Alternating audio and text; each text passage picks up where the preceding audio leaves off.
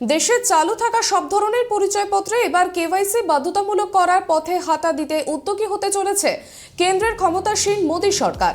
শুধু তাই নয়, এবার থেকে সব পরিচয়পত্রে বাধ্যতামূলকভাবে নামের বানান ও ঠিকানা একই রাখতে হবে বলেও বিল আনতে চলেছে কেন্দ্র। ইতিমধ্যেই আধার কার্ডের মাধ্যমেই প্রক্রিয়া শুরু হয়ে গিয়েছে। কেন্দ্র থেকে জানানো হয়েছে, প্রতি 10 বছর অন্তর আধার আপডেট বাধ্যতামূলক। আধার কার্ডে থাকা তথ্যের প্রামাণ্য নথি জমা করতে হবে প্রতি 10 বছর অন্তর। ঠিকানা বা ফোন নাম্বার বদল হলেও তার সঙ্গে সঙ্গে আপডেট করার পরামর্শ দিয়ে রেখেছে কেন্দ্র। এই পথে হাঁটা দিতেই এবার মোদী সরকার চাইছে সব রকমের পরিচয়পত্রে কেওয়াইসি বাধ্যতামূলক করার।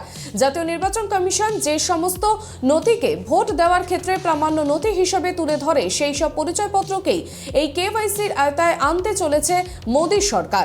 এর মধ্যে থাকছে Aadhaar card, voter card, ration card, PAN card, driving licence, সরকারি পরিচয়পত্র এবং পাসপোর্ট।